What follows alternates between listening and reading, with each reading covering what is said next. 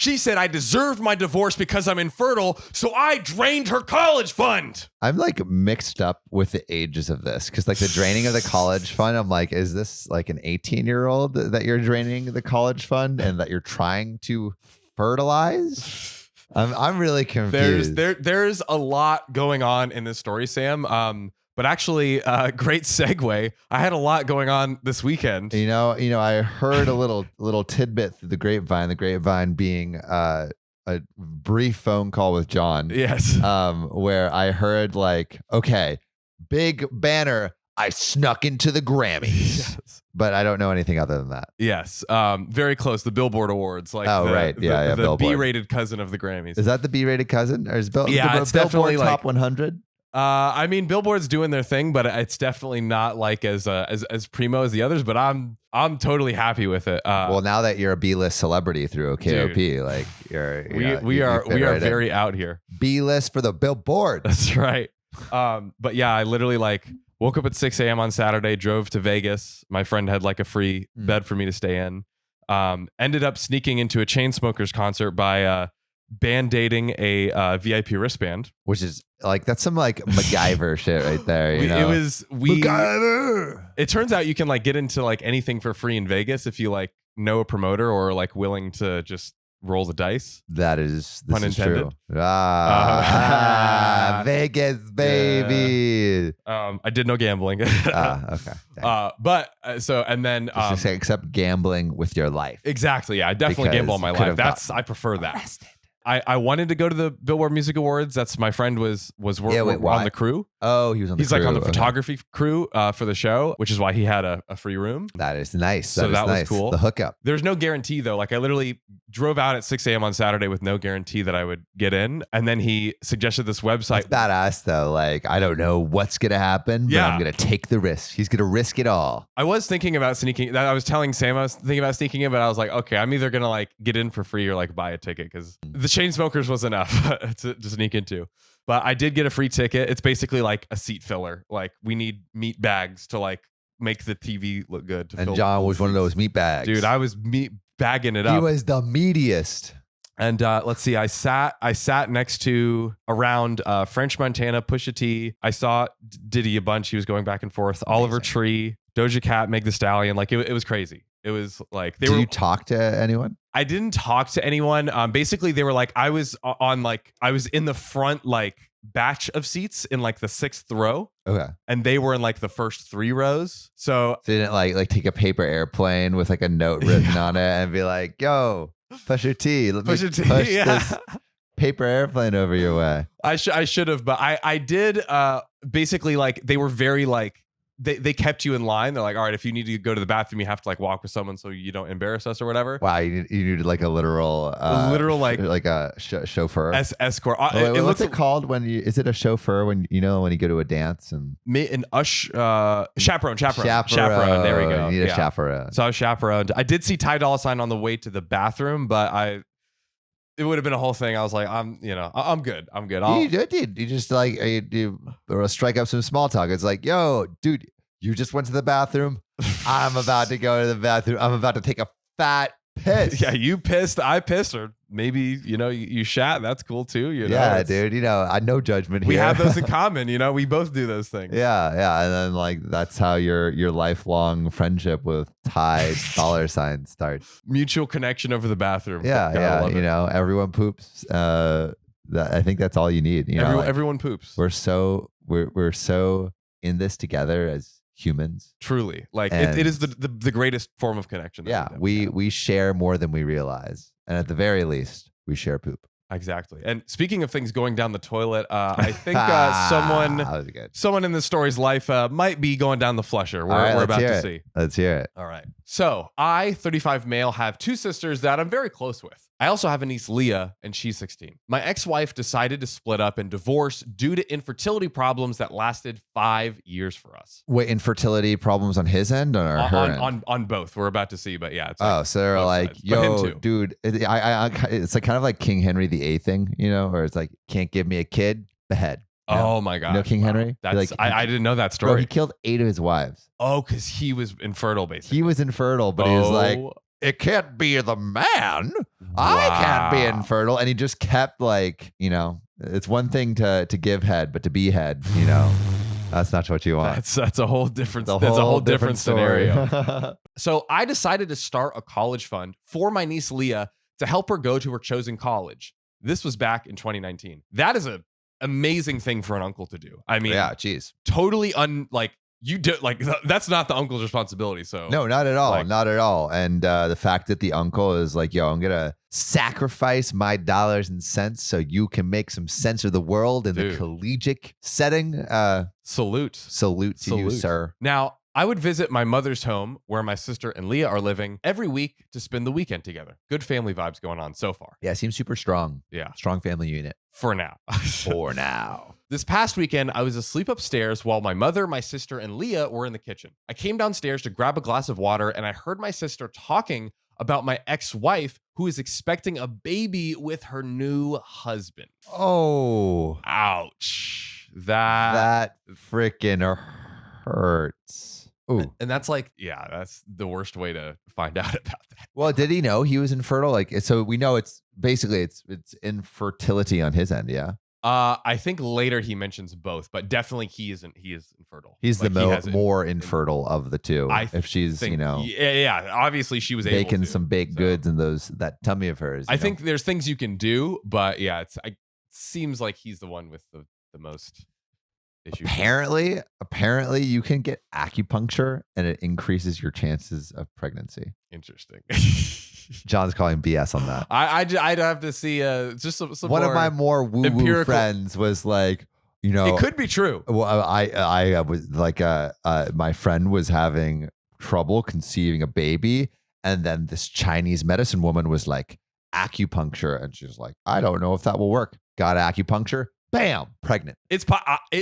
I will say it's totally possible. I need more evidence than one anecdotal story. That's all. That's all I'm asking. What I said to that, because she was like, oh, every time someone goes to this acupuncturist, they get pregnant, and it solves the pregnancy issues. And I'm just waiting for the Reddit story to come out where it's like acupuncturist seduces a bunch of women, and he's the father of all of these. Dude, that's a Netflix ladies. That's a Netflix series, right? Yeah, there. that's a Netflix series. Needle's not the only thing going in. Hey yo. Hey. So hearing about the new baby really struck a nerve, and I kind of froze from shock.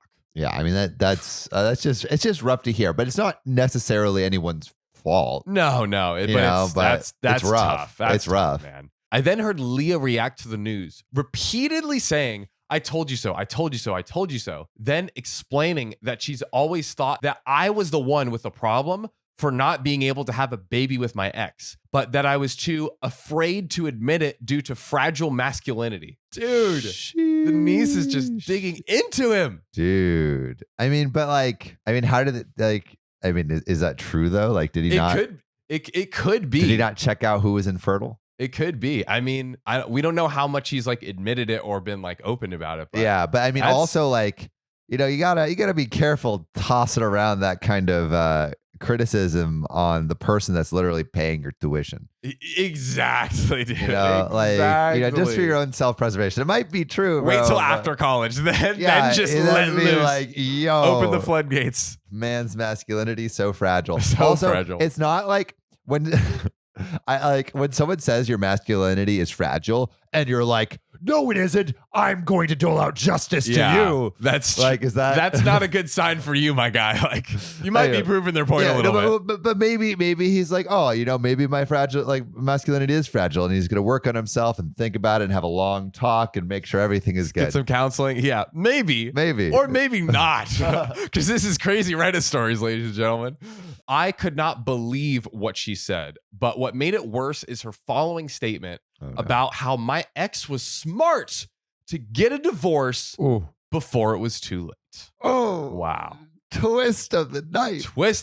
Ow. I went upstairs into the room and just shut the door and just stayed there for hours. I feel so bad for OP, bro. Man's masculinity may be a bit fragile, but you don't gotta stomp on it. Yeah, bro. She's coming in with a baseball bat wrapped in freaking barbed wire and just bashing hitting that masculinity. My mom and sister saw me about to leave and insisted to know what the problem was. I didn't want to argue, but I told them that I heard what Leah said about me. Leah stopped eating and got quiet. My sister tried to play dumb, but I told her I heard their entire conversation about my ex-wife and her pregnancy news. My sister tried to backpedal, saying Leah is just a kid who doesn't know much about this stuff and was just spouting nonsense. I told them I don't want to talk about it, and they refused to let me leave, but I left eventually. Oh, Rough. oh, bro. I feel so bad for this guy. Yeah. Like everyone's talking shit. You hear that shit. You know, sometimes you should just stop listening when it gets bad. Stop listening. Just turn your ears off. Just turn your ears off, bro. That's why you should go to a lot of concerts when you're young, so you can get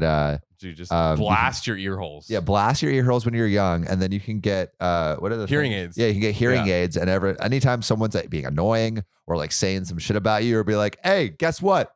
Mute. Can't hear the haters if you freaking blast your eardrums." Maybe we should create our like reverse hearing aids, like OKOP. If you have a Karen, coming, boop, you just turn it off, and it just like noise cancels.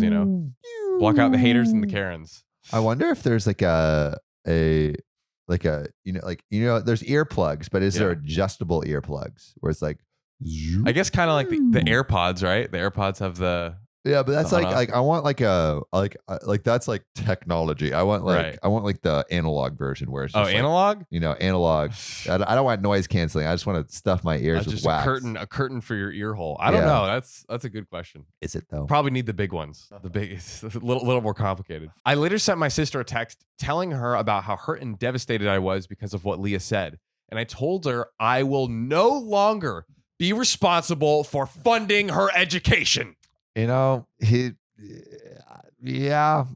mean, like, he can do that. Yeah, he can. I mean, he didn't have to in the first place. It kind of just sucks all around. Yeah. I mean, like, I wouldn't, like, it's not the most empathetic of, it's kind of fighting fire with fire right here. Bit of an overreaction, but also like it sucks. It sucks. It's being, said about him. Yeah. He feels hurt. Yeah. His masculinity is shattered into a bunch of pieces. Totally. My sister kept trying to call and then texted saying Leah didn't mean what she said and offered to make her apologize, but I didn't feel comfortable being in the same room with someone who blamed me for something that was out of my control and something that literally turned my life upside down.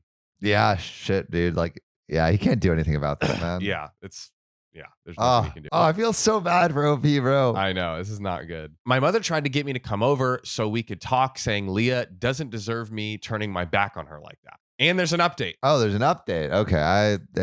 Let's hear it. So this blew up unexpectedly. I read a lot of insightful comments, but couldn't keep up. I haven't seen my sister nor Leah after what happened, but they're still trying to contact me, which means there's still room for a discussion. So I've decided to go see them tomorrow, sit down together, and have a long conversation about this. Now, I admit I'm not the type of person that feels comfortable talking about what's bothering me, especially when it comes to sensitive topics. But like some of you said, this is my family, my niece, and her future. I admit that I was mad when I told my sister about the college fund being canceled. I love Leah so much and see her as my own daughter. Unfortunately, her dad, my brother-in-law, passed, and so I understand how losing a parent at a young age and relate to that kind of hurt that she carries inside.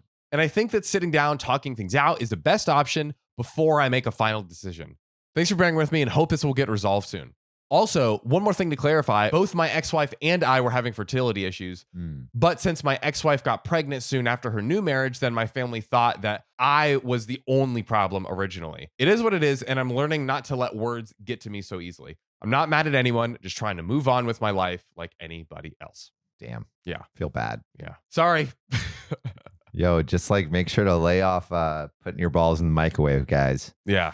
Keep your boys protected. Keep your boys protected. Message of the day. PSA. I think I just got reverse catfished last night. How do you get reverse catfished? Like, you mean like she was looking not like a snack, and then she showed up, and you're like, looking like a whole meal. Oh, yum. Ready to feast, baby. All right. So I matched with this girl on Tinder. She was significantly bigger than girls I normally date, if you catch my drift. But we have literally everything in common, so I figured I'd give it a shot. Okay, OP, seeing beneath the veneer of just looks and looking towards There you the go. soul. The deeper connection. Yeah. The deeper connection. Deep connection. So after talking for a few days, we decided to meet up at the Nerd Bar last night. The Nerd Bar. Oh, I guess bar for nerds. It's fantastic. I have no idea what that is. It sounds fun. I guess a bar for nerdy people. Yeah, that makes sense. I get there and pick a table. After waiting a few minutes, this beautiful woman comes over and starts trying to flirt with me. That's very strange, so I assume she must be after something. Free drinks, drugs, my kidneys, I don't know. Yeah, she's trying to steal something from OP. Trying to get, he's like, why you hitting on me like that? So I explained to her that Also, OP needs to have some better self-confidence. Like, Yeah, I bruh, know. It's like- you're a freaking snack. Let it come to you. you deserve this flirtation. Yeah. OP, come on. So I explained to her that I'm actually waiting for someone and I don't want to give a bad first impression by chatting up some other woman while she's walking in. Yeah, that wouldn't be a great look. not a good look at all. Then she springs it on me that she's actually the one that I was waiting for. What? Yeah. I'm also so surprised that he like had no idea, you know? Yeah, that is actually very surprising. Yeah. She told me how she's lost 130 pounds over the past couple years, and she wants to make sure that guys are actually interested in her and not just her body. Wow, that's a move. That is honestly that's genius. Jeez. And she was testing me to see if I would ditch the fat girl if someone hotter showed up. This is a lot of tests, That's bro. a lot of tests right here. I'm more on the fence about that one. That's I feel like interesting. that might be Like, a red flag, but it's kind of- also kind of interesting too. Yeah, it definitely, like, if they pass both, it's like, okay, this is definitely a solid person for her. So Yeah. I get that. So here's the thing though.